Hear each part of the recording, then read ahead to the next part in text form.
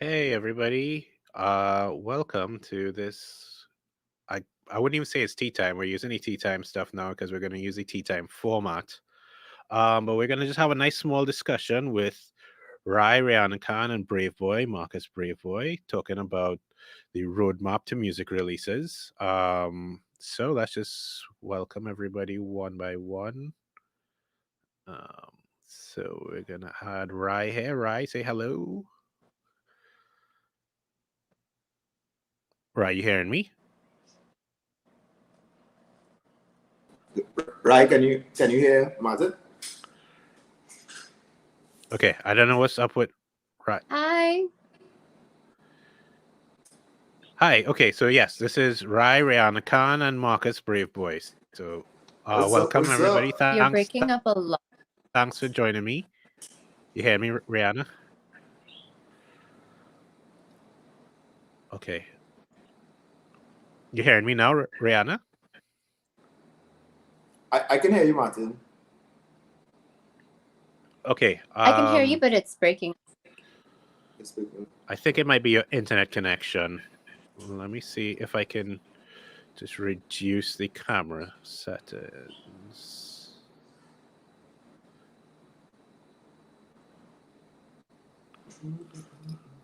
Okay. Well, Rai, maybe you could just introduce yourself and give us a little brief history.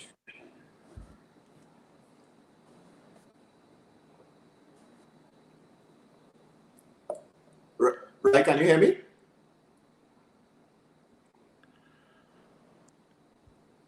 I think it might be her internet as we went Okay. live. Let me say. Yeah.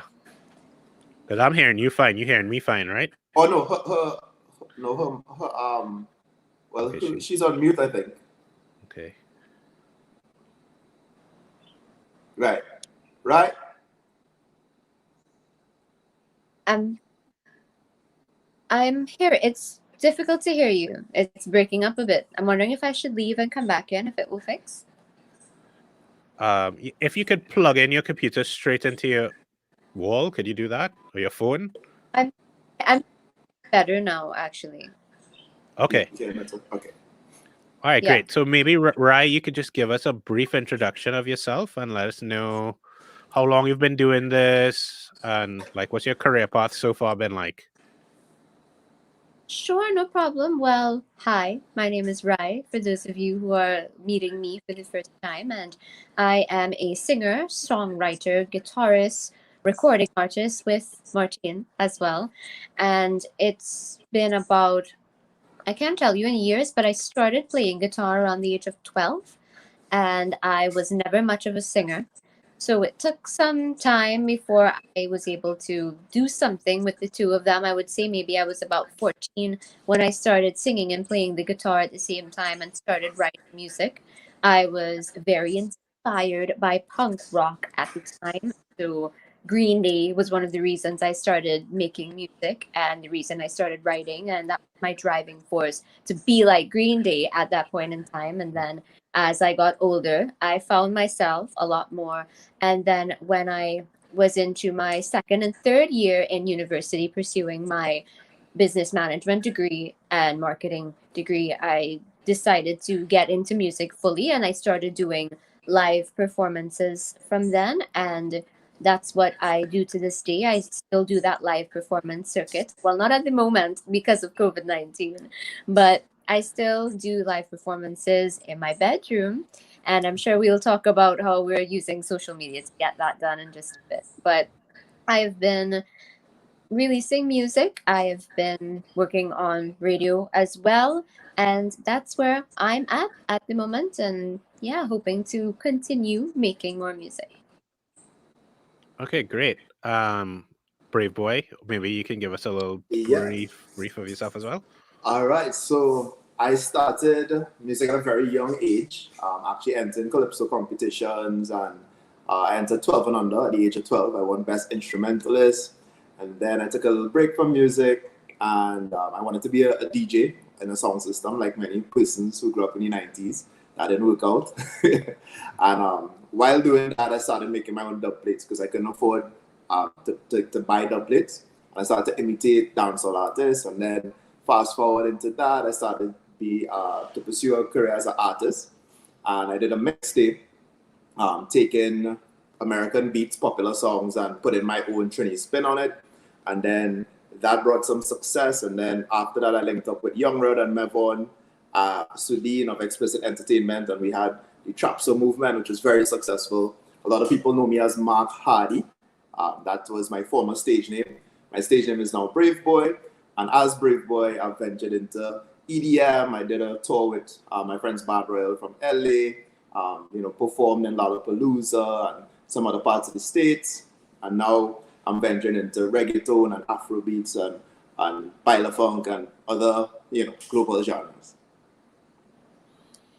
Okay, great. So yeah, we have a nice spread of genres and stuff here. So nobody can say we're not talking to everybody, right?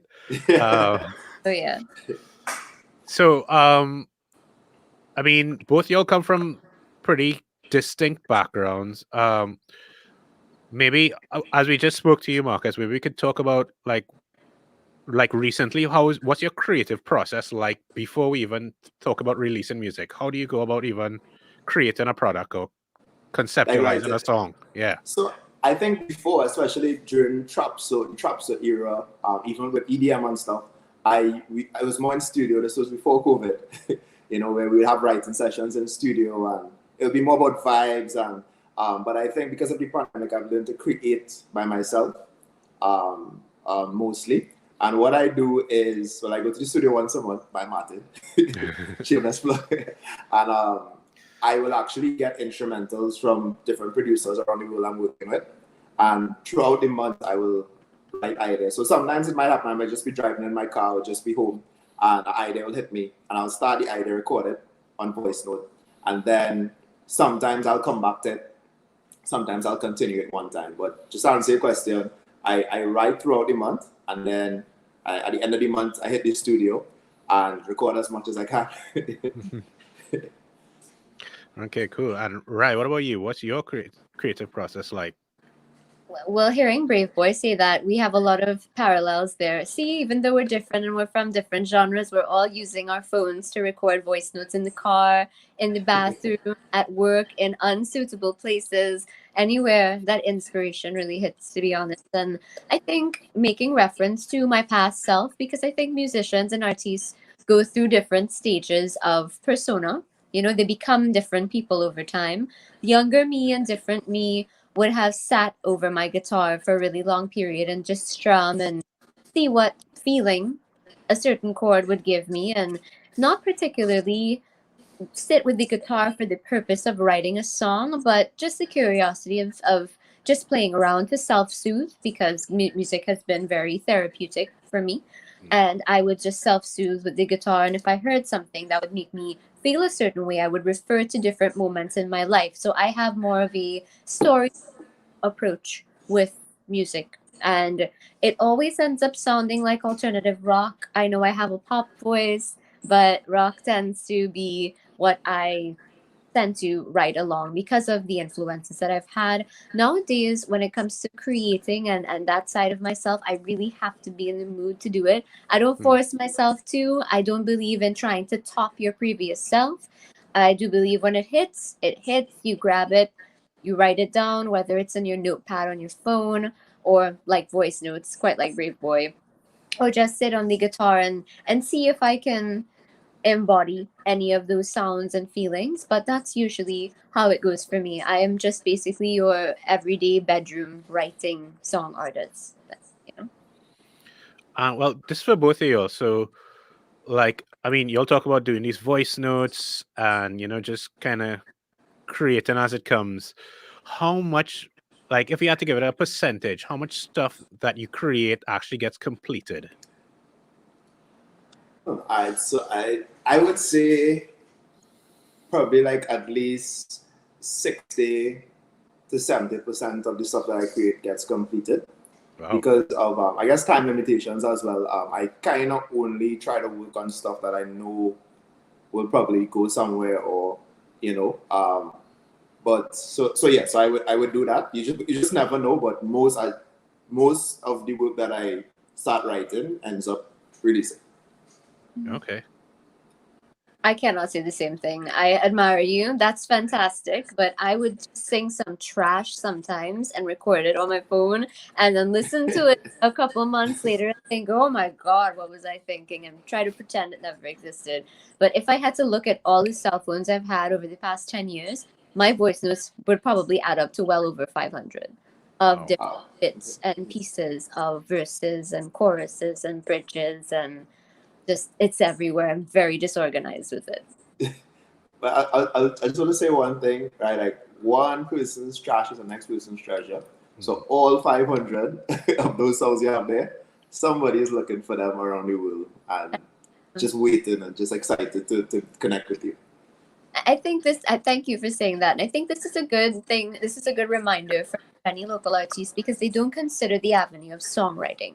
Everybody gets so wrapped up in being an artiste that they forget you have the opportunity to sell your written music. And I know we may feel sometimes like the spotlight's being taken away from us if someone sings our songs. That's not true. I mean, what are we all going to do with all of it anyway? So that's really good avenue for those people listening. And maybe you feel like you are a great writer but you're not theirs yet as an artist. Try your hand at songwriting and sending it to people because Braveboy would tell you people would give him things out of the blue sometimes and it would really he could do something with Yeah. it. No, so the crazy thing is, we talk about ghostwriting and hip hop. I've Mhm. actually ghostwritten for like EDM artists, Wow. where they may not speak English and they have melodies but need me to actually put lyrics like Caribbean lyrics into it.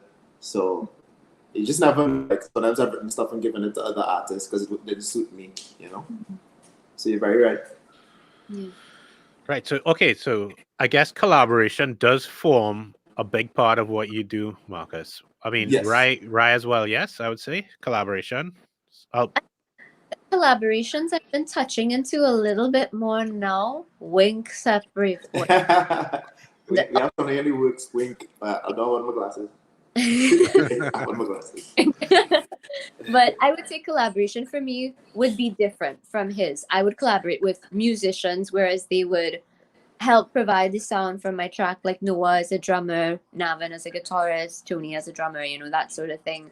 And only recently, with the lockdown, we have to collaborate in different ways. So now using TikTok to collaborate with other musicians has been a new realm for me, accompanying musicians in that way. okay. And That's Marcus, awesome. I guess. I saw you doing those. Right. Those are awesome. Thank you. Yes. But let's talk about you and the roster of collaborations that you one's mind and the frequency with which you release. It's insane. It's. I guess I can touch on it. I'm an only child, so I think that naturally I enjoy collaborating and interacting with others. Because maybe I didn't have a lot of that. I just try to think psychologically why I like to collaborate so much, right? But I think I'm naturally like a people person. And I enjoy, linking with people and getting to know people. So to me, music is like a bond, like a way for you to, bond with somebody in a creative space. I love meeting people from different countries. So I think like that culture, I consider myself like a exchange student from Trinidad who's going to all these universities around the world. That's the best way I can describe it. And that's fun for me. Like I get, I get a high off of that, I guess. And for me, it just how it started organically. Somebody from Albania reached out to me to do a song like years ago, and that's how I knew. Okay, so this voice I have from Trinidad is not just for Trinidad.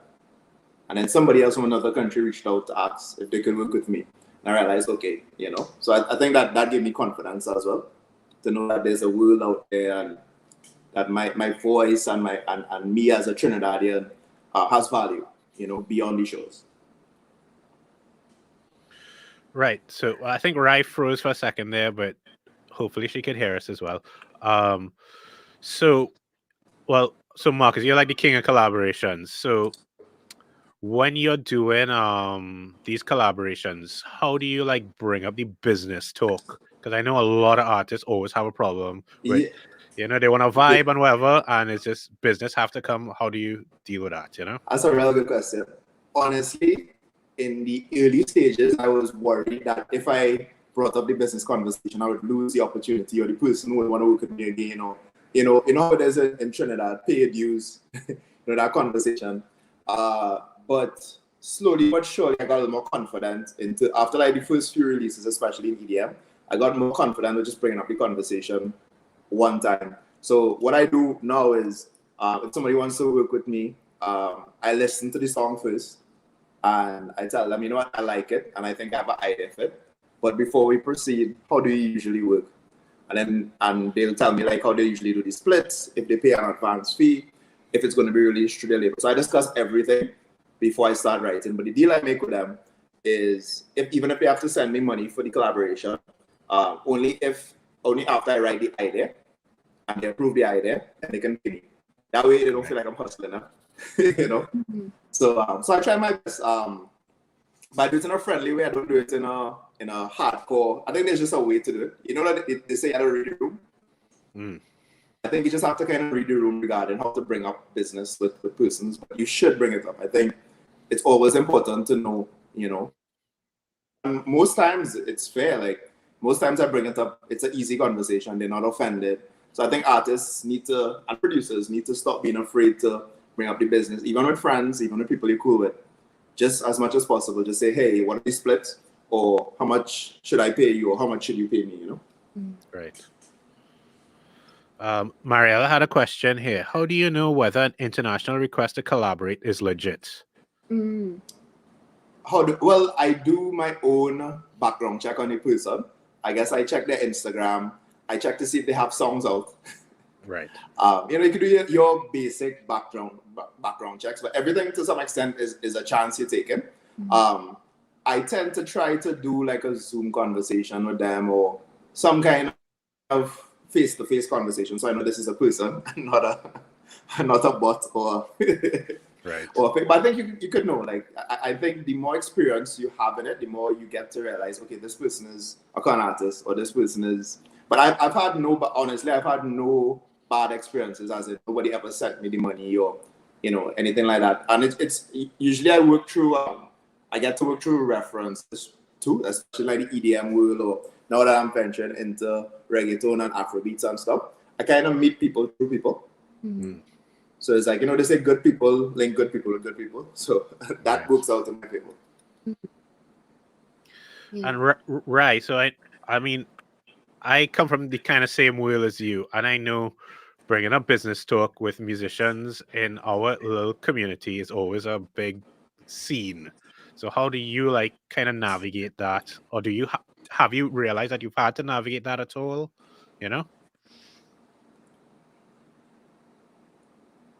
Right, you hearing me? Hello. I think it could be a connection. Yeah, possibly.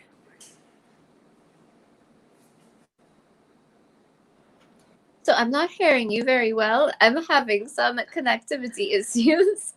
So Okay. Thinking, I don't know if you wanna put it in the. Is there a chat? There's a chat side of it. Oh. Maybe you could put like the question. Yeah, could you see the chat, right? yes, I can. Yes. Okay. Well, could you hear me better now? I can by actually. chance? Oh. Right. So what I was saying is, I know in our community, bringing a business talk with musicians is always a kind of weird scene. Yeah, it is. So It's have you had to navigate that before, or?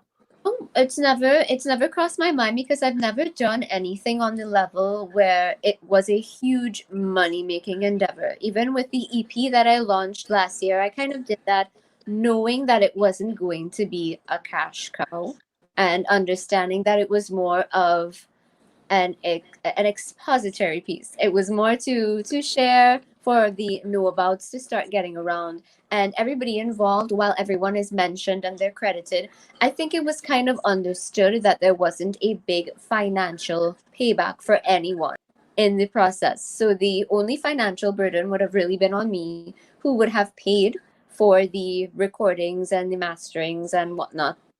But in the event when there is a live performance, that's when it gets a little bit easier because we get paid in live performances. So whenever you are performing with someone in our scene, it's a lot easier to say, okay, well, you kind of judge based on who you know does what amount of work, and this person will get this cut, this person will get that cut. And it's never been uncomfortable to distribute in that way.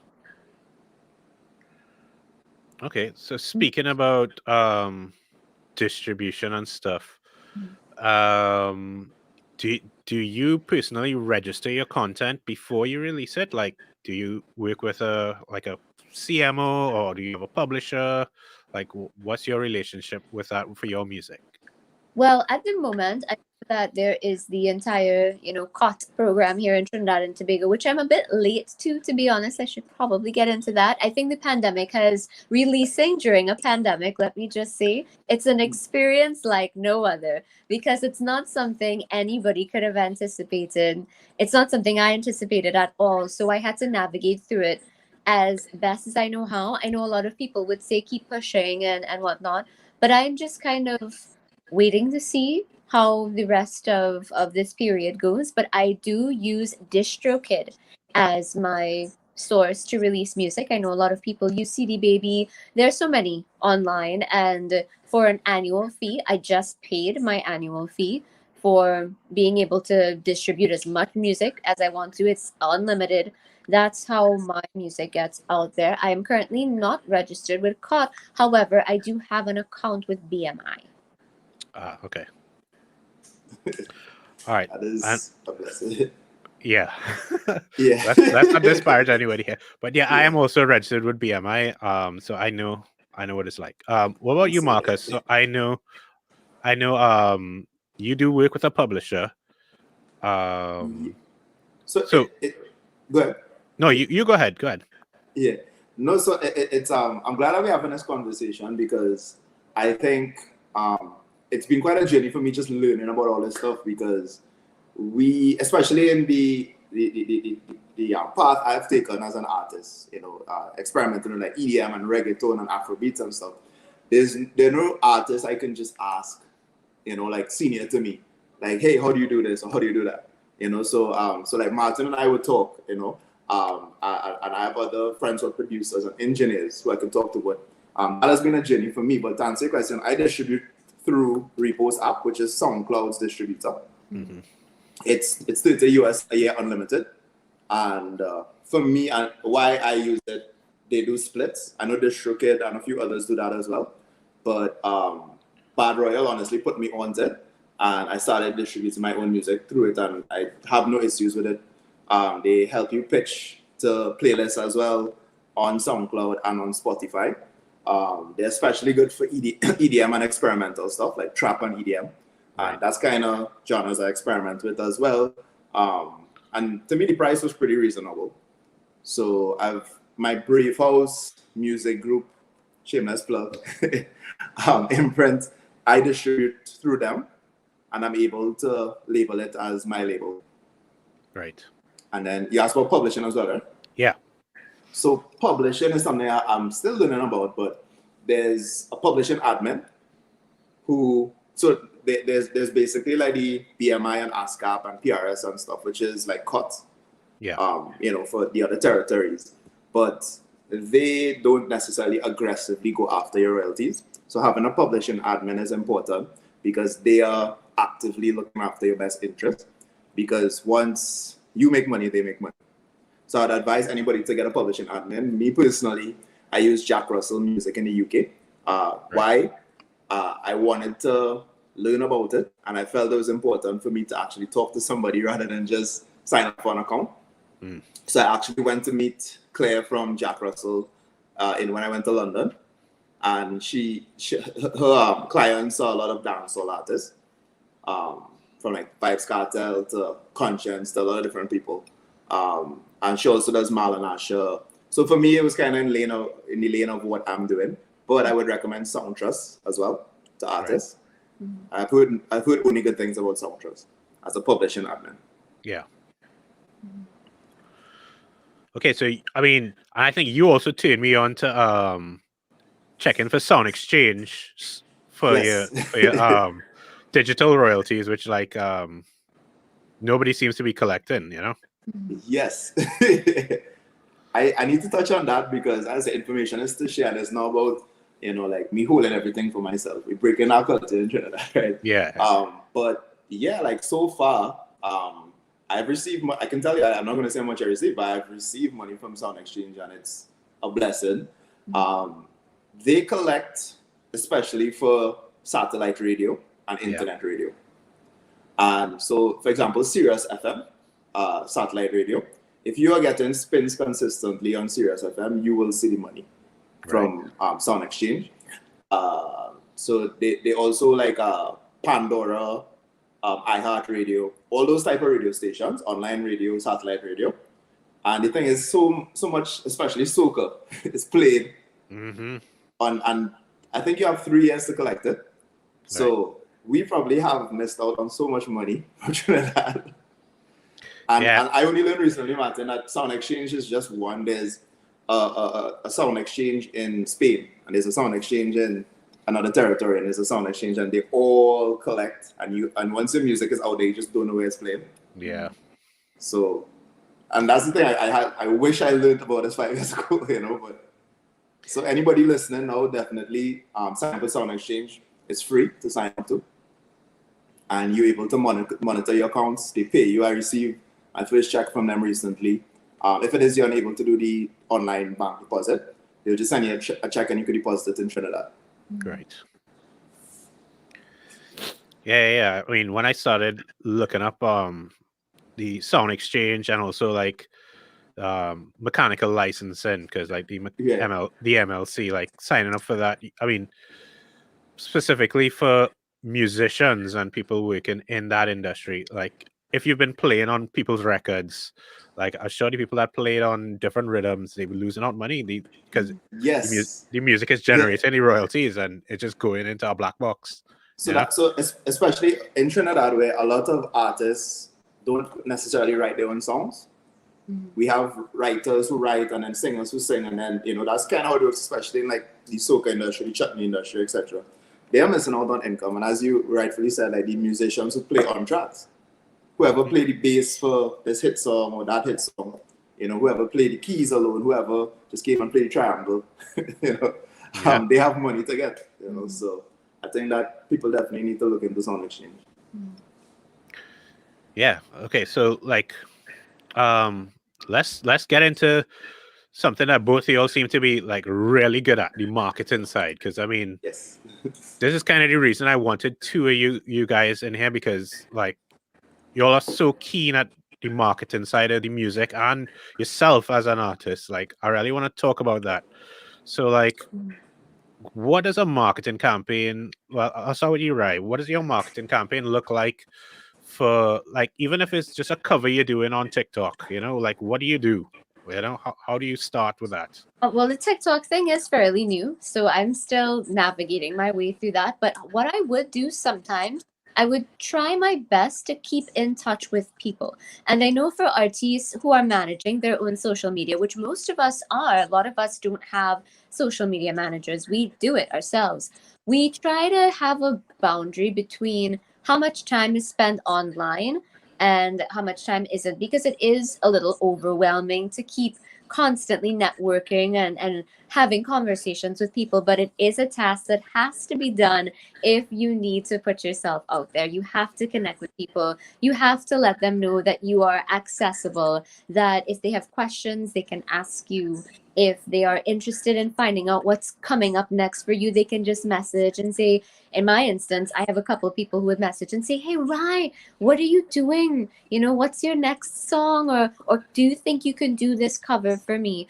And what I started doing, sometimes I would ask, or I'd run polls on Instagram or Facebook asking people, hey, would you like if I do this song or if I do this cover? Even if I already know that I'm going to do it, I could already be working on it. It's just a way to pull people in. That way I am engaging with my audience. But I have to say, I spend an unhealthy amount of time on social media trying to communicate and grab people, using hashtags regularly, trying to join challenges that are new, that are current, trying to, I mean, if you try to grab everyone's attention, you would be at a loss. if you're constantly trying to do that because everyone has a niche. However, once in a while, it is good to dip your toes into someone else's water. For instance, what I think everybody knows, the La Isla Tobago thing that I did. People loved because it's talking about the islands, and yet still I maintain my personal brand, which I would say is more alternative, more singer songwriter y. I don't want to say Taylor Swift because I'm not country, but sort of an artiste who doesn't have one particular image, but is the image is the person's face. The image is whatever this person does, and people just kind of go along with that. And marketing for covers and whatnot is completely different from my experience marketing for the album, the EP that we did last year live, because that was more, paying a photographer for a professional photo, making sure that I have the right connections for newspaper articles and magazine features. It was on Caribbean Beat, it was on Guardian, it was on Loop TT, just trying to network with media as best as possible. And social media and running ads as well is also a great way to go. I did recently run an ad on a cover that I did for a Bruno Mars song, and it did attract new people to my page who wouldn't usually listen to my content. Okay, wow. I hope everybody was taking notes on that, right? Because that was like that was real content there. Before I ask you about marketing, Nigel Campbell, we just Caribbean Beat, big up there. He just asked a question: whose job is it to collect monies from Sound Exchange, the artist or your local CMO or your publisher?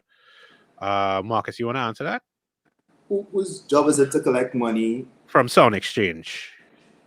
As in, if like how I collect my money from Sound Exchange? Yeah, exactly. So, honestly, I collected it myself. So you can join Sound Exchange yourself and collect the money yourself, or you can go through a mechanical rights organization. I think Song Trust is publishing admin, and there's some others. For example, CD Baby. Yeah. CD Baby, you can do trade distributor.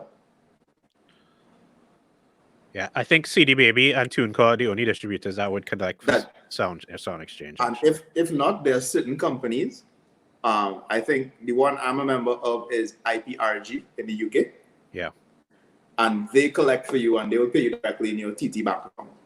Yeah, but remember, they'll take a percentage, though, right? But yes, they'll take a percentage. But I've experienced both sides. Like I'm doing it myself, I'm doing it through somebody. So it's both are possible. Yeah.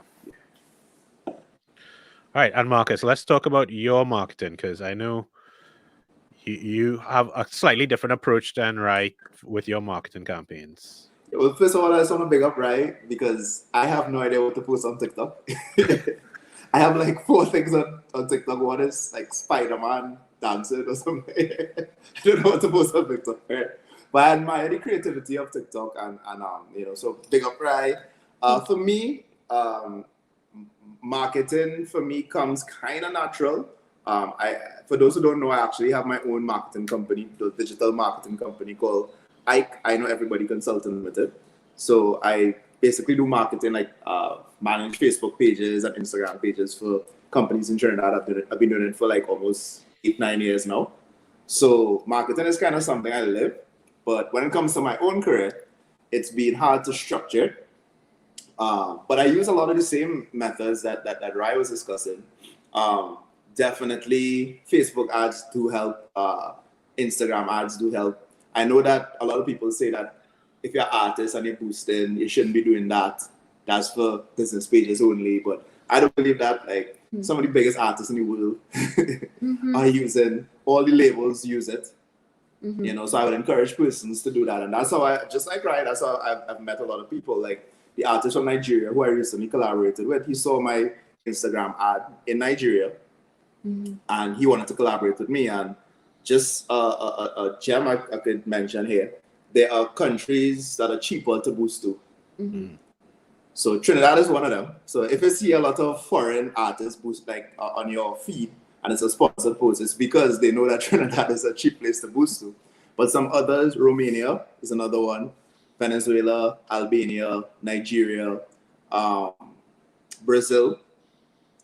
So sometimes when you see me doing certain genres of music, there's some strategy there as well.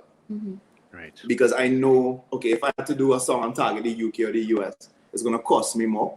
But for like, let's just say minimum $5 US, I can get so much leverage off of one post and boosting 5 US to Venezuela Mm-hmm. or to Nigeria compared to London or compared to LA. So for artists in Trinidad, look into those markets as well, because especially when building your career and your following and you're on a budget, it's just cheaper that way. And to the extent you stand out, because like an artist from your territory is not really seen normally in their territory. So that's just something I wanted to share. Otherwise, let me see, marketing wise, I mean, I've tried to do more visuals. One of my best friends, Michael Mulida, he does like pretty much all my music videos right now. So it's a blessing to have him on my team. And like during the pandemic, it was pretty hard to shoot videos because we had to scale down concepts.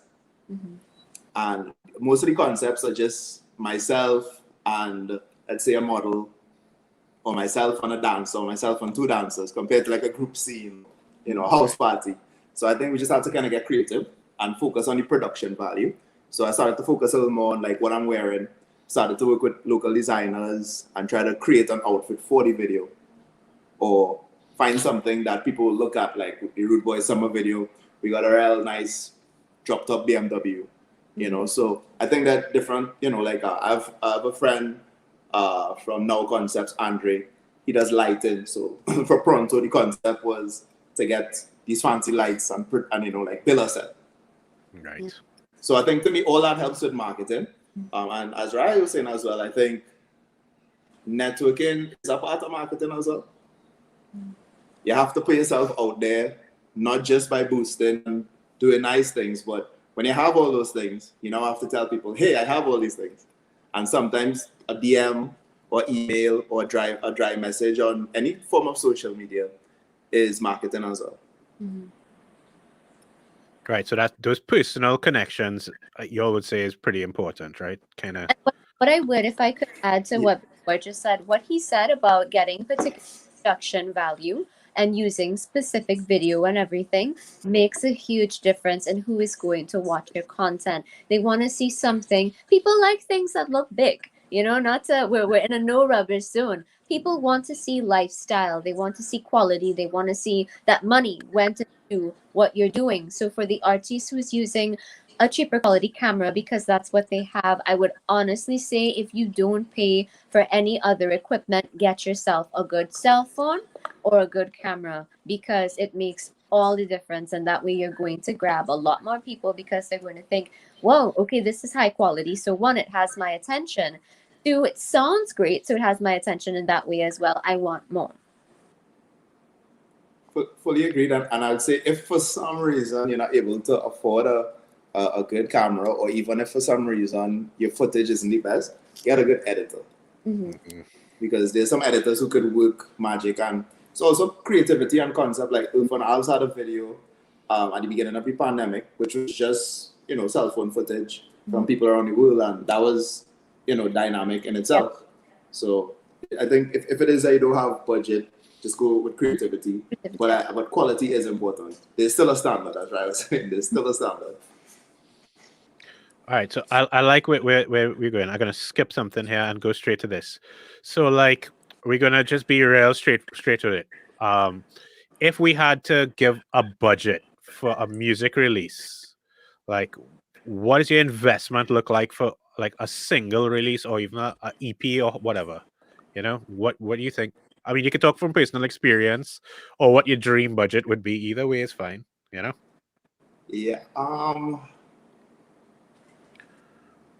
So I watched a video on YouTube the other day. The woman who signed Cash Money, Millionaires, and Master P to Universal, she was saying that to break a rapper in 2021, it's going to cost you at least 150,000 US. Right. And some of the things that we just mentioned, what the money goes into: Facebook ads, Instagram ads, radio promo, all these things. So I just mentioned that as a dream. Like that is just to let artists and creators know in Trinidad that this is our competition, right? Yeah. You know. For me personally, I'm very fortunate that I don't have to pay full price for production because of the style of music I do. I'm like a vocalist who can just work with beats. So I work split arrangements with producers. And I think me marketing myself, as Ryan and I would have discussed, as somebody who is going to take the music somewhere. So they like my marketing. They see that I'm doing things. I'm going somewhere. They don't mind being up. It's like they invest in me or with me. So that's been a blessing. So most of my money, I would say, goes into, I guess, like the music video and the promotion, like the marketing is where most of my money goes into. For me, a per song, I think maybe like 1,000 US or something. I think is a reasonable budget to get proper marketing, at least on a minimum of a song, at least to get a song out there. Okay. Right. Within now it's not going to be on Hot 97 or on the Billboard charts and that kind of stuff, but just to at least get somewhere, at least to make some kind of step. I think that's a good minimum budget for me. Okay, and I mean, I think everything in context, because yeah, you're spending 1,000 US on a song to do your marketing and whatnot, but like, I mean, you get hundreds of thousands of streams, I'm assuming, from your Yeah. releases and whatnot, right? So, Do I make back the money?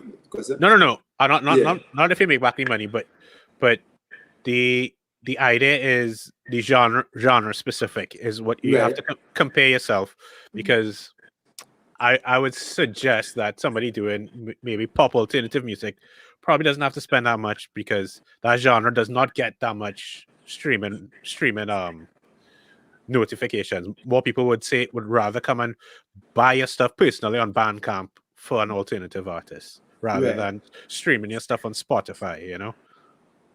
If I could interject with my experience on this as a artist who streams on a very different level than Braveboy, it's a genre specific thing again, especially being a pop rock or alternative rock artist in Trinidad. It's a completely different scenario, because you see, you're hearing two sides of the coin from this, because we have Braveboy on his end, and then there's us, who we have a very difficult time getting music out to people. So I would actually approximate, to have a very successful song release, you're going to have to cater around 15,000 TT dollars. One that is inclusive of music video, that is inclusive of your recording fees as well, recording the song, mastering the song. I Like Braveboy said, I have been fortunate enough to not have to pay full price, because I work with Martin Manmohan, and I was a part of the Music TT cohort as well. And it just so happened my EP coincided with my cohort experience, so they were able to help me out. But I would say, if you're going to the average studio, they're going to tell you, "Hi, I want $6,000 per song." It has happened. I have experienced looking for studios, and this is the price they give you. If you want a music video done, you go to someone and they tell you, "Yeah, I want $9,000 to $12,000 for this." And then you have those promotions, as Braveboy mentioned, Facebook ads, Instagram, and everything. You can also run ads on websites, like different websites that artists use, probably something like ultimateguitar.com, where people would look for tabs. Your content can pop up there as well. Alternative rock websites like Alternative Press, which is a magazine. Just having that, I would approximate to be about that price for a successful song launch. Right. And I think to just show two sides of the coin as well. There's the pros to what I do in terms of, yes, because I'm a vocalist featured on so many different songs and I do so many different collabs, it makes my investment lower. But I think that where you all may have the advantage is like building our fan base for you personally, like as a Rai fan base. I think that the people who like your songs, and you could easier kind of build a cult following almost, because of the style of music. with me, where I've kind of had to put in extra work this year is into building like a new fan base almost, because the fan base who like Mark Hardy may not necessarily like Braveboy, right? Because they want me to do local rap, and and I'm still doing it, but just on an evolved way. So it's in other words, what I'm saying that is, right? You can throw a show and pack it out, and let's say like Kaiser Blues or something, and make back at least half the money, depending on how you sell the tickets. You could sell merch, you could kind of, but with what I do, especially in Trinidad, there's necessarily a market here for it. So for me, I now have to figure out, okay, where's my market? Like, where can I go and do a show? And I'm starting to get those opportunities. So I guess it's like two sides of it's two different business models, but it's like, so for me, right now, I make my money from the digital streaming, from the sound exchange, from the publishing, from licensing, but in terms of the live performance, I think that's somewhere and that's where most of the money is made in music, right? So I guess there's kind of pros and cons to each side of it. So that same 15 to 20,000 you could probably make back in 2 shows, That's true. Yeah, so I guess it's just perspective. I could possibly make it back with the streaming and with the other stuff, but I guess it's just 2 different ways of looking at it. I think it's good that you highlighted that, because for an artist like individual artist, unless you are a super big pop star, there are many individual artists out there right now trying to push a personal brand. So there's this battle for streaming. So there's just so much content. Sometimes you get lost in the noise. So having those live performances, in my experience, has been most of the moneymaker. And I mean, I'm yet to see any income from streaming, because my streaming has not been excessively high. So I'm pretty sure Braveboy would have had way more give back in the streaming side of things. I have had a lot of give back in the performance aspect. And I would say, to be honest with you, where I would say where I'm somewhat starting to win is just in terms of how big my catalog is. It adds up. But streaming money is not a lot, Even if you get 1 million streams, and you are the 100% owner of everything, and all the money comes to you, that's not much more than you mentioned there in terms of how much it costs to do a song, Yeah. So it's perspective as well, So I think where you have to win is you have to, and I'll encourage artists in Trinidad. Like, I get teased from some of my peers in the industry as, you release a song again. You just released a song last week, but Nicki Minaj doing it, or Cardi B doing it, or Skilly Bang doing it, So why can't we do it as well? So that is just you just have to find a business model that works for you, because there's some artists who would release a song once a year or EP once a year, but they have such a loyal following that everybody's waiting on that EP. So when they release that EP, people are gonna buy it. People are gonna buy the merch. People are gonna buy anything that they do. They don't need to necessarily stay current all the time, because they have a loyal fan base. With me now, it's a little trickier, because I'm kind of like going on the route of Pitbull, Sean Paul, Shaggy, where it's kind of trend based, and that's something I had to kind of acknowledge and work around, because you're not always going to be popular. You're not always going to be trendy. That's where music licensing comes in, and having stuff in a catalog, or using a catalog for other purposes besides just popular sales and trying to get people to buy music. So, all right.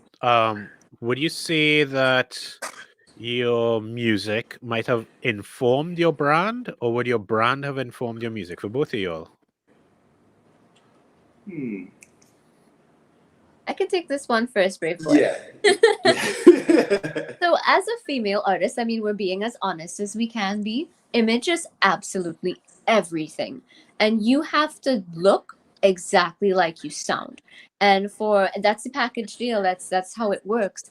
And so it has a lot to do with where the artist is at the time. A lot of people in the past would stick to one genre. For instance, if I have to reference someone like Avril Lavigne, people would expect a punk pop artist like Avril Lavigne needs to wear dark black eyeliner at all times. She needs that flat iron hair. She needs that look. She needs that skull and crossbones image. And when she stepped out of that, there was this uproar because how could she? She is a punk artist. Why is she doing adult contemporary music? And so we see the trend change from the early 2000s, 90s, and so on, where now a lot of artists are genreless. So they sort of fit into any mold that they choose to at the point in time. For instance, Miley Cyrus. Miley Cyrus just did a rock cover of Metallica's Nothing Else Matters. She's gotten into the rock industry, and her look has changed as well. No longer does she look like Wrecking Ball Miley. She looks like rock Miley. And I think with me starting off very heavy and rock, I had a lot of that image, a lot, to keep with that punk thing. But now I think I would say that my brand changing involves not just a sound change, but an entire image change as well. So I would say they impact each other in ways, because who you are at the moment needs to reflect the image, and the image needs to embody what the brand is. So they really go hand in hand in this particular aspect of an individual artist, a solo artist trying to build a brand around the name. Okay, that's really Yeah. good. What about you, That's Marcus? really, yeah. I know, just like Ryan said, I think for me it's been a mix. Initially, I mean, I love fashion. I'm somebody who just loves dressing up and express. Like for me, fashion is like art. Like every outfit I wear, I feel is like a piece I'm painting, expressing myself every day, right? So initially, I grew up listening to a lot of dancehall, hip hop, soca. So my image is like a mix of like a raga soca artist, like what Punji and KMC and the Ghetto Flex and them would have been in the 90s, mixed with, I guess DMX and Jay-Z and Wu-Tang, etc., mixed with Spranger Benz and Red Rat. And so I'm like a fusion of all these things. Plus, I also like Sugar Ray and Green Day. So I've always been somebody who has a lot of different influences. And to have one image, as in I am the urban guy, I am the the Oreo cookie, or I am the, like, I could never box myself into that image wise. But fast forward now, I found myself during my hip hop phase wearing a lot of black, and honestly, it's just because like my thing is wearing accessories like jewelry and stuff, and I found that jewelry looks good on black. And then me visiting LA, wearing all black is kind of cool in LA. Now, with the evolution of my sound and looking at my brand in entirety and realizing, okay, what's going to work for me marketing myself to the world? I think people look at the Caribbean for color, vibrancy, happy, good vibes. And I'm realizing that the music and the visuals I put out with that energy are the most successful.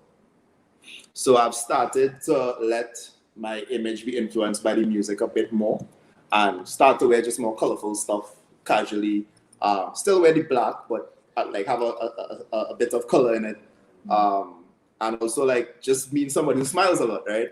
I think that is part of my brand, and that's like a fashion statement as well. And I've realized that it helps, So to answer your question, it's been a mix, but now I think my fashion is now being patterned after this new musical direction I'm going after.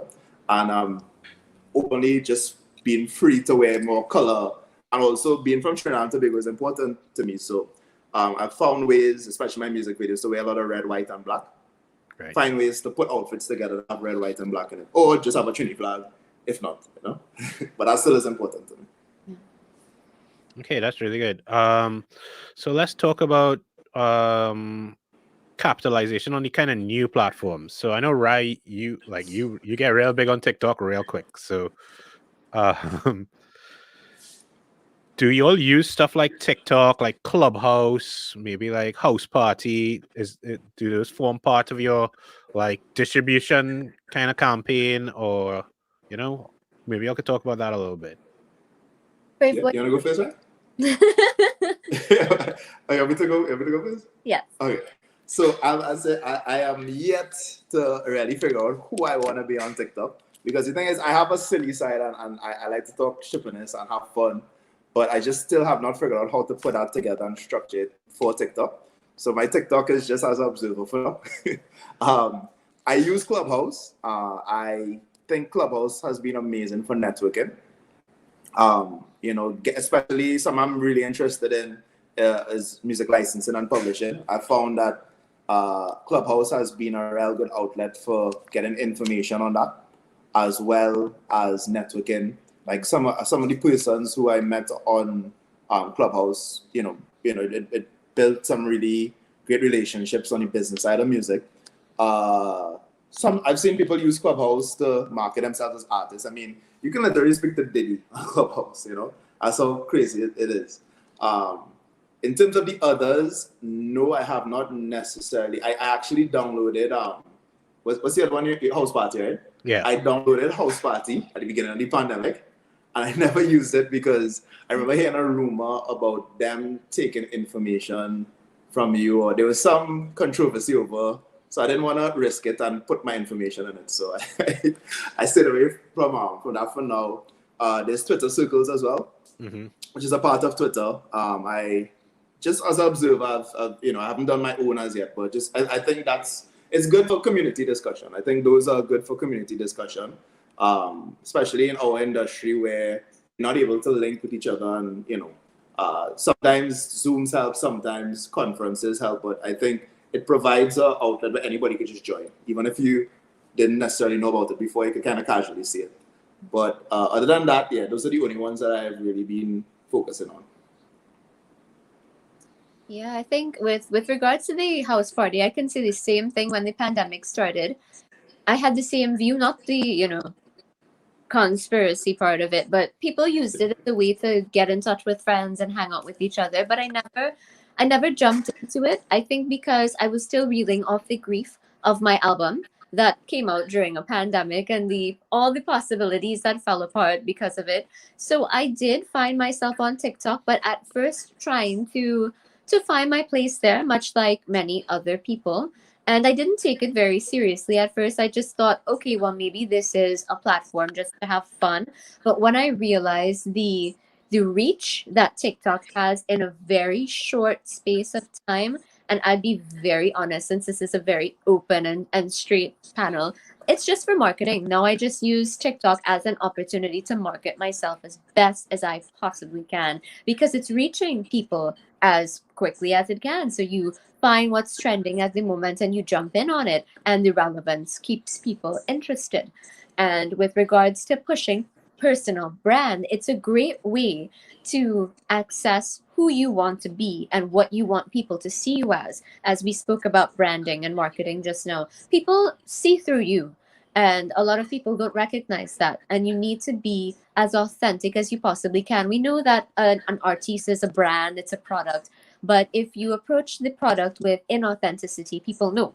They could smell the rat. There are a lot of people trying to go on TikTok right now to be funny, and it's cringy because it's probably not a part of their natural personality, because they're trying to do it because this is what people are doing.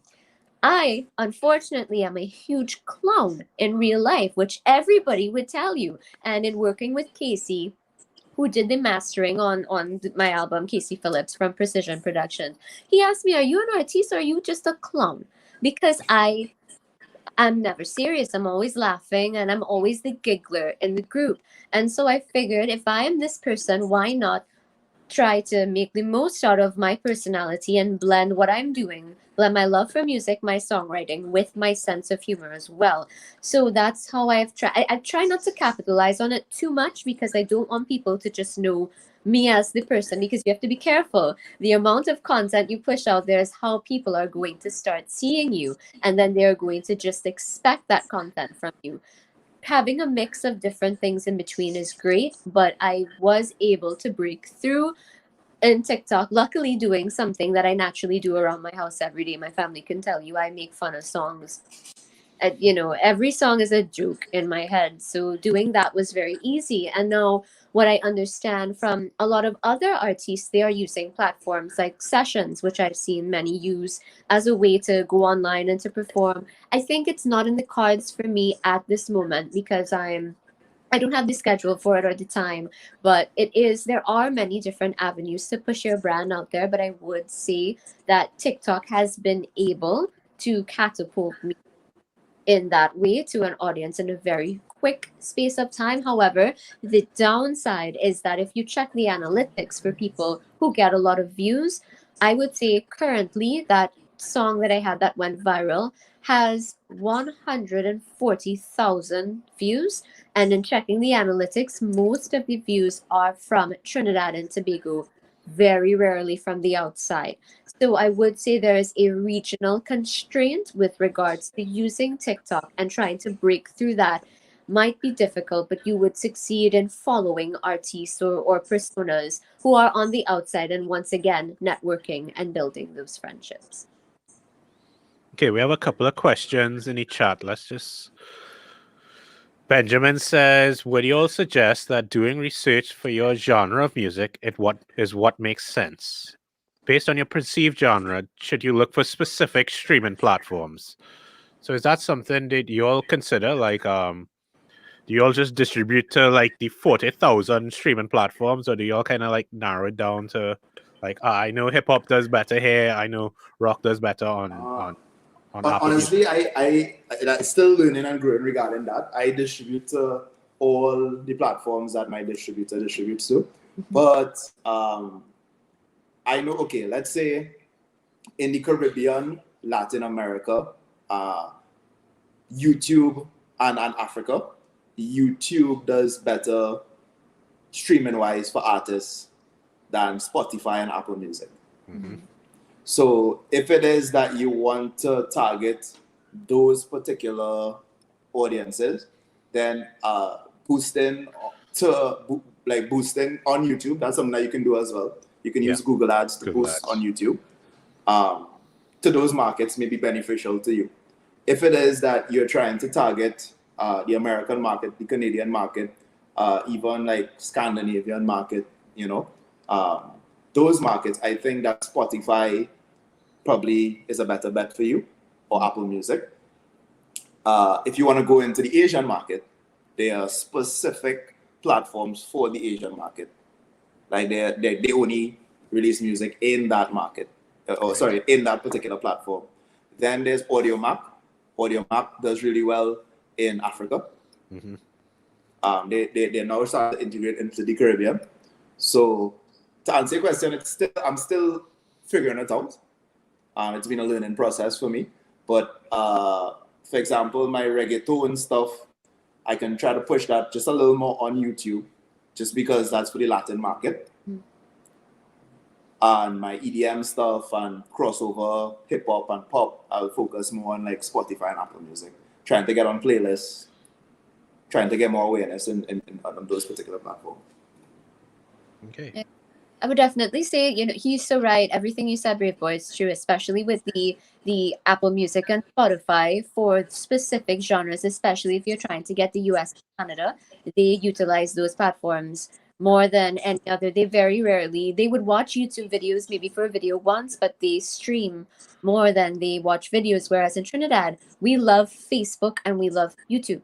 So streaming on YouTube is a great way to go. And I have found for me in my genre, it's been a bit of a system shock because I've spent years in rock, in what has been considered a dying industry. And then overnight, something happened this year and rock has just skyrocketed. And people are now going on to streaming platforms like Spotify to find songs they hear on TikTok. So for that industry, somehow it is blossoming on the TikTok platform. Yet again, we're back to TikTok for rock and blending of rock songs and introducing that genre again to an entirely new generation of kids. The songs on TikTok and then thinking, I like this song, let me go stream it on Spotify. That's the interlink that I have found within my genre space.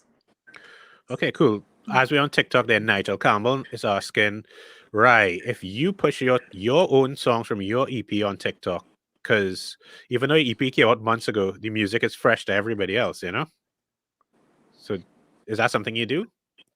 I have probably done a video or two with the music playing softly in the background and maybe talking about it, but I think there is a bigger opportunity in store for what can be done. So I was in the process of wanting to make a music video in a way that is social media, aka TikTok friendly, and get, because once again, people love visuals, but the pandemic has been a bit of a hindrance in that department. We had a month, like a couple months break in between our two lockdowns, and in trying to use that break, everything just sort of went back into lock mode again. But yeah, I do believe that there is a huge opportunity for the album to still thrive on TikTok and using it in that way. Okay, and One one. thing, Go ahead. Sorry. sorry, Martin. Right, what do you No. think about doing a TikTok mixing a popular song with your song, as in like a medley kind of? I know it's short videos, but Mhm. something like that where. Well, what you're saying is exactly what's going on with music now. That's how a lot of popular songs are getting around, because they're mixing it with old time things. I think they mixed this new song from a girl named Olivia Rodrigo, who is very big in the market right now, with a Paramore song, because the songs are basically a lot of girl, female rock right now sounds a lot like Paramore.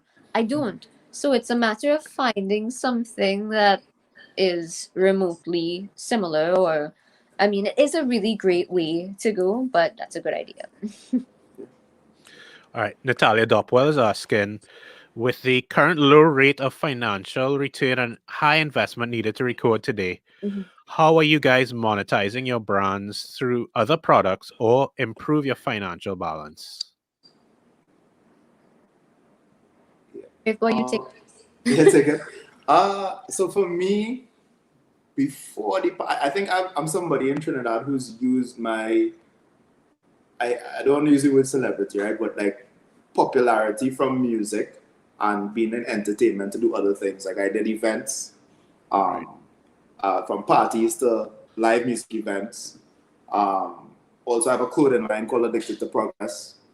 But as the pandemic started, business was slow for those because we can't really do any events, Mhm. and also for the clothing line, things were slow there as well. So um, I think that hosting has been one, like online hosting online events has been one source of some income, but also using my voice uh, for the outside market beyond being a singer.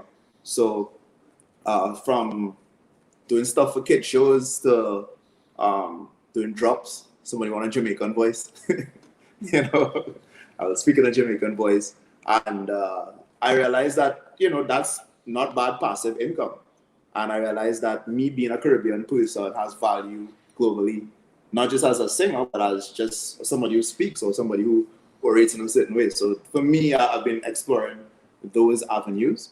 And also, there's a venture coming up dealing with music licensing and library music that we'll tell you about soon. But Yeah. yes. All right. So, to me, this is the most important question, right? Because I'm a big advocate for mental health. So, as artists yourselves, what do y'all do? Because I know, like, I mean, you're spending how many ungodly hours on social media trying to push your brand, and then you're trying to be creative, and then you're trying to like make sure I have enough money to eat food too. Mhm. Like, what steps do you do to kind of look after your mental health in this whole kind of crazy music industry? Well, if I could go first, if that's okay. Yeah. I am diagnosed with anxiety. I have been medically diagnosed with anxiety. It's been a couple of years, and I found out when I was in university, and at the time it was kind of hard for me to understand how to navigate through it, because I would have such horrible anxiety that my shows would never be what I would want it to be. My throat would get dry. I would start quaking on the inside, and nobody would know, because who sees? Nobody sees your anxiety, especially if you put on a really good front. And I put on a really great front. So when it comes to social media, I have had to, there are moments where I have to take a break, and your body tells you when it's time. And I know some people believe in having set times during the day to use social media. I don't believe in that, because people fluctuate. People are only human. Some people will be naturally awake on a Friday night. So say every day, Monday to Friday, you say, I'm going to use social media from this time to this time.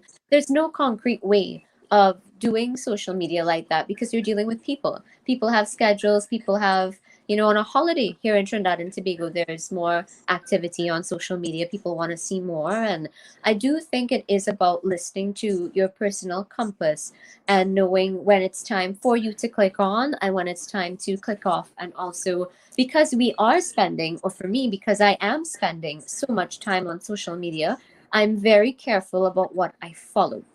So I am actually, and this, I don't know if this comes across as bad or entitled, but I actually don't really watch content from other artists. And I support them. If they send me something, I will comment and share, but I don't really watch other people's content because I find it's stressful. Sometimes when you see people doing things, there's that pressure that you have to keep on top of the game constantly all the time. And I do think that for me and the way my process works, I like coming up with things at the top of my head. So I also don't like that influence coming in from anyone as well. So I block it off entirely. That's kind of part of my brand. I do like being original. So I don't like watching what other people do. And as a result, when I have started cutting off how much exposure I have to things that could probably make me feel anxious, I started following things that I like. You all know I'm a Disney girl. So that is kind of my escapism in that way, to look at theme park things or animals. I'm a big animal lover too. So what following pages like that make it okay. So when I go on my page and I'm not only posting, I can see content that uplifts me, following motivational pages as well. And yeah. Okay, cool. Marcus, what about you? What do you Yeah, no, do? that was amazing, right? And I think as Rai was saying, I think a break is important. And I think, I mean, I know a lot of people look at me as somebody who's extremely positive and seems like everything is good with him and stuff. But I mean, I've had a difficult time over the past 2 years because my dad has Parkinson's for the past 10 years. So that's been something I've been dealing with. But we found a way to work around it, and I would still get breaks traveling and coming back and making sure everything is okay at home. But now just being home and also protecting my parents, I had to change my entire lifestyle. Like I had to basically not have a social life for 2020, right? And make sure that they were okay. And I think initially, like within the first month, I started to feel, as I was saying, that anxiety and that pressure of like, are you going to be successful, or just starting to feel like I miss socializing and miss seeing people in person. And I think I had a kind of conversation with myself that, you know what, I'm never going to get this time again. As in, the world is shut off, things have slowed down. I can now slow down. I can now take time, plan my day, do everything that I have to do, and still get time for me. And I think that previously I didn't take time for myself. I would either be working or doing music or lineman or helping my parents or something. So I think I got a lot of time to just watch Netflix or just actually relax. And I think that really helped my mental health. And I take breaks from social media as much as I can. I think a lot of artists in Trinidad don't openly talk about this, but I think that the comparison game is affecting all of us, comparing yourself to each other. And sometimes people faking it on Instagram and on Facebook, and you might be comparing yourself to them, but deep down they're crying inside. And I just think that it's something I wanted to openly talk about because I feel like we shouldn't focus on that too much. There's a real world going on, and your family and your friends and your loved ones. That's what's really important. And I think that the pandemic gave me consistent reminders about that every day. So as terrible as it was and is, the upside I see to it for mental health purposes was the ability to just get more time, And I think I would just like people to look at it not as like you can't lie and you can't do this. Think about what you can do with this time. Yeah. Self-development. If you ever wanted to do a Spanish course, if you ever wanted to work out more, if you ever wanted, it's the time to connect with family and friends who you didn't talk to in a long time. So for me personally, I took time to do those things. And that's what's been kind of balancing me up. So I feel like at the end of the day, I had enough time. I was able to help my parents. I was able to do the hustle to make the money. I was able to write the music, but I still have time to work out. I still have time to be a friend. I still have time to do other things, you know? So that's just my perspective on it. And if I can add to that too, I know we're going like long on this particular one, but with regards to that online presence, what I try to do as an individual brand, as a person, it's different when you're a person and you're really, people are looking at you as the brand and everything you post, even in simple Instagram stories. I like to do strange things as in addition to being silly. If I have something as like simple as a pimple, I would like go up to the camera and be like, hey, what's this? Because I want to remind people that the image they're chasing is not real. And we look at so many things on social media, especially women, and they have this idea that this is what we need to be. We need to be flawless. We need to have a specific look. If we don't look a certain way, we won't be accepted. And there's a lot of that toxicity going around. And I think being an advocate for authenticity is something I really want to make sure I always uphold.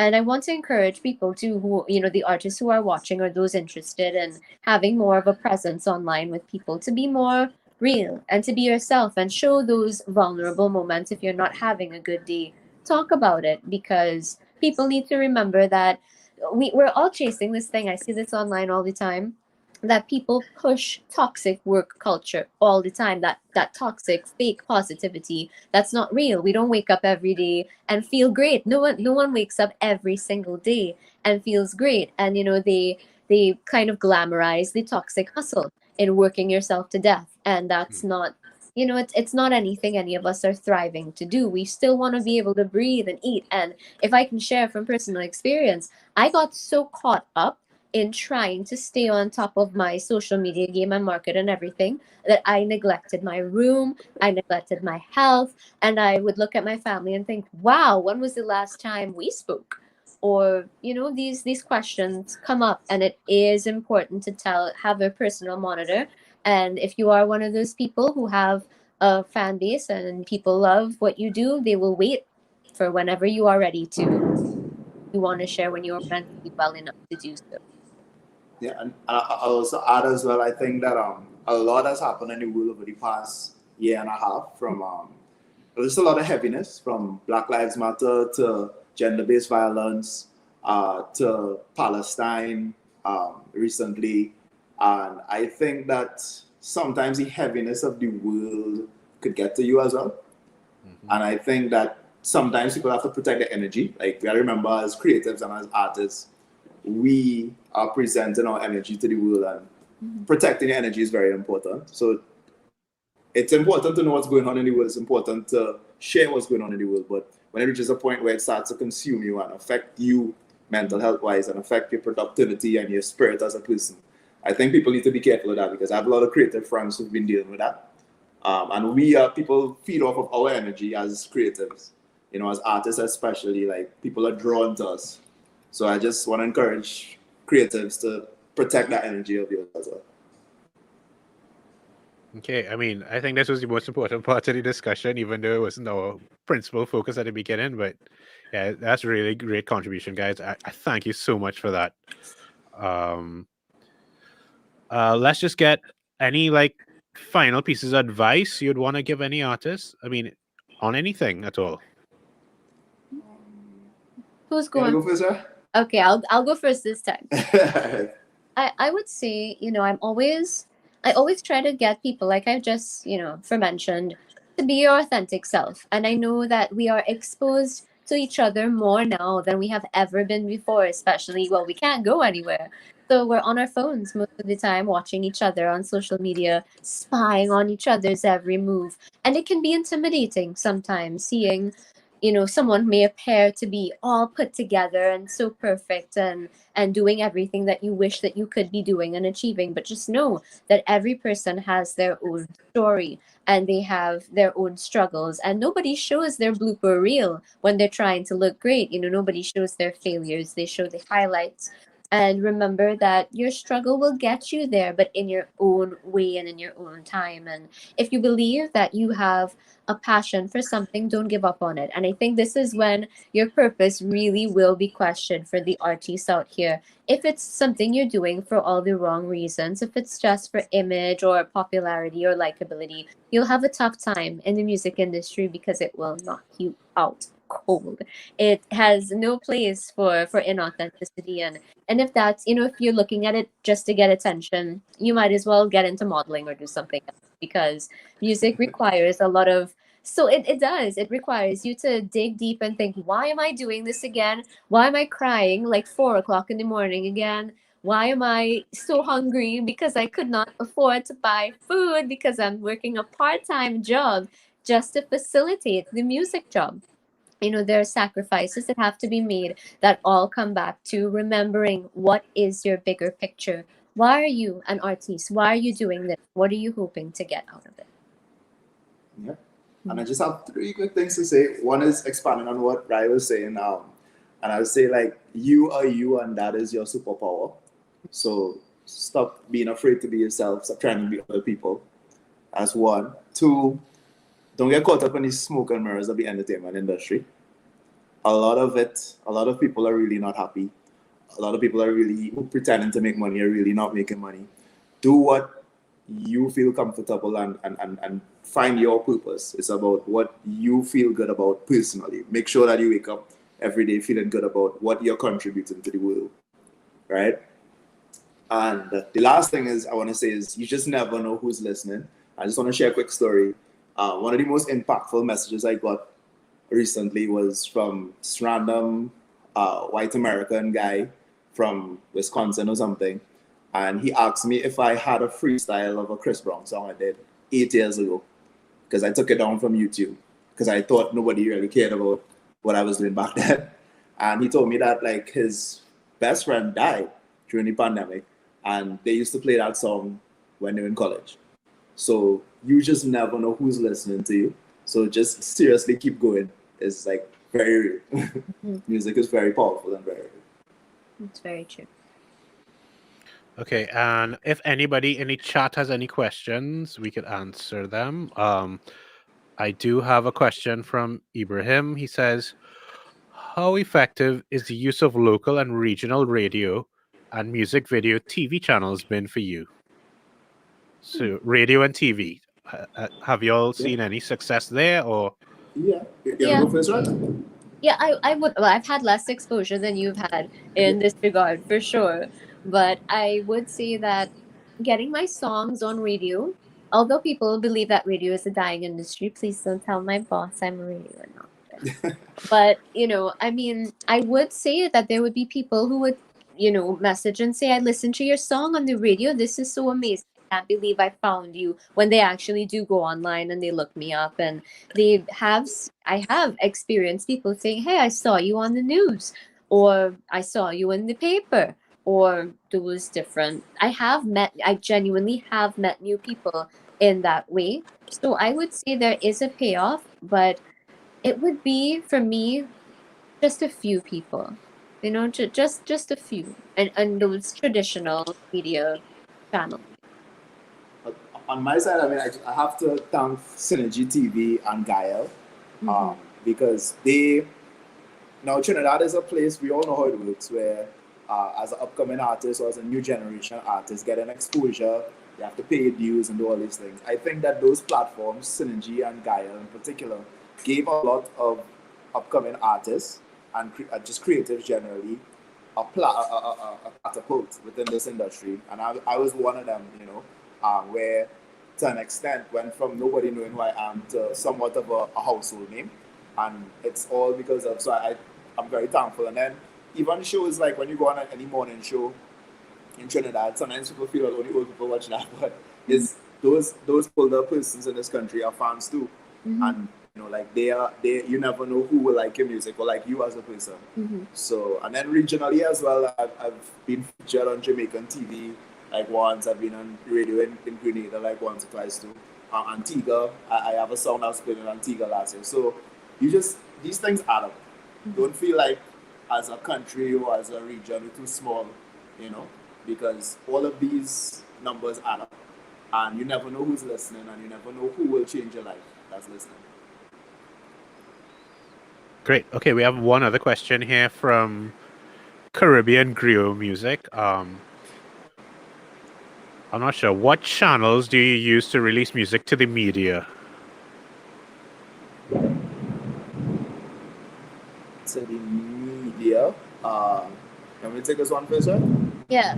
So try it. Yeah. Okay. I think I do have friends in the local media that I'm really cool with. To shout out Laura from Luke TT. She's been extremely supportive. Um, Shout out Nigel Campbell as well. Very Yes. supportive as well. Um, Wayne Bowman and Michael Mondesi as well from the Express. They've been so I think over the years I've built my own relationships with persons in the media. So if I have a story out, and it's not I don't only use it for myself. Like sometimes I will tell them about other people. I'll say, hey, I have a friend who is doing things here. I think this might be a cool story for you. You know, but I think just having a rapport with you know like and this is something I have to mention. I feel like people don't respect the media, and people, especially creatives, artists, don't respect um, media from DJs to radio personalities to journalists. I feel like there's an entitlement that artists have that, well, you gotta write about me or I'm more important than you are. And I think that building respectful relationships with those people will take you a long way. Agreed. I do agree with that. My experience in getting into media as well has been through knowing particular people. I have been approached by strangers occasionally for newspaper features and whatnot, but having and building those relationships with particular people and working in radio, people like Mike Ross. Mike Ross has been a backbone for so many people in our genre for radio airplay for years. So that has been a good avenue. And then Richard Graham at 951 for me. I used to work at 951, and that is how I, met all of these great people. And Carissa from Guardian Media has been a really big help as well. So knowing people is great, but never be afraid to, you don't have to know people just to get things done. Never be afraid to contact and put yourself out there, because I have blindly put myself out there a couple times and it has worked. Your talent shows for itself. Yeah, the power of the DM or the email or the or the in public walk Yeah. up to somebody and say, hey, I am so and so. I can change your life as well, or just make things so much easier for your career. And I think a lot of people are afraid to network. I realize that that's a real fear. Like I have a lot of friends in my personal circles who just afraid to. And I think I don't know if it's a Trinidad thing too, where we're afraid of what people think because it's such a small country, and if a man fall down the road, everybody will watch him, and if, it's one of those things compared to like a New York where if that happens, nobody will take it on. People keep going. So I think we are afraid of embarrassment and rejection, and I think people have to just get over that fear. Yeah. Yeah, and Trinidad is kind of really small, so Mhm. there is a chance that if you don't know that person directly, somebody knows that person. For sure, They- for sure, for sure, for sure. Okay, I don't think we have any other questions. I'm looking. Nigel says, "Do bad talk the whole viewers. They review recordings too." Yes. And yeah, Nigel. I think that's it. I'm going back to see. Da-da-da. Well, I just want to thank you all. I think this was a really productive talk. I hope everybody learned something. At the end of this, we're going to probably go and pick out little clips of what we've said and put them up so people can get little tidbits of advice. Because, I mean, it was an hour and a half conversation. Somebody might not want to sit through that hour and a half conversation, but we'll definitely put up like little 30-second, 1-minute clips of these things just so people can capitalize on the advice you all gave in this session. So I want to thank Rye and thank Braveboy again. This was really, really good. I don't know if y'all want to drop your socials for people to follow you all. No? Yeah. Yeah. For me, at Braveboy on Instagram and at Real Braveboy on everything else. I just want to tell people look out for collaboration between Braveboy and Rai. Nice. Oh yeah, that will definitely happen. I can't wait for that one. We're spilling secrets too early, man. But you can find me on social media at Rai Hanakan on Instagram, at Rai Music TT on Facebook. Wherever you type in Rai Hanakan, you're gonna find me. I couldn't just put Rai. There are lots of Rais out there in the world, and you can find me at Rai Hanakan. And if I add before I leave, I know people, coming in here may think that Brave Boy and I are from two separate worlds. I have to say that Brave Boy is the reason that I got into the performance sector here in Trinidad and Tobago, because he approached me when I was very early in the game and gave me the opportunity to perform at his Unplugged and Chill alongside Young Rud. And Mark Hardy, Brave Boy, is the reason that I started performing in Trinidad and Tobago successfully. So you never know how life turns out. Yeah, I think Marcus and Young Rod kind of launched at least 100 careers in this country. Okay. So Yeah, and it's one of those things that we just did that for honestly, firstly, just to make some money to do music. But after a while, we realized how impactful it was and has been. So There's a lot of love in there. yeah. and shout out to Music TT, because Music TT is changing lives right now, and I think it's important. Like friends from other countries, when they see these talks, they tell me that you're so lucky to have this, because in our island or in our country, we just don't have anything like this. So people need to show Music TT and give them the flowers as well, because they really work hard to present opportunities Of course. and build the industry. Yeah, we're just here to serve. So I was a part of their cohort, and they helped launch me in a completely different way. They gave me the opportunity to open my eyes to what I thought I could not have achieved. And a lot of artists have that drive in them, but they don't have someone to guide them. And Music TT has been giving the guidance. So thank you very much for having us in these conversations. okay, well, thanks again so much, guys. Who knows if there's a request, we might do a part 2 sometime. We'll see. Sounds good. I'm always down. Yeah, great. Thanks so much, guys. All right, everybody. All right, take care. Later.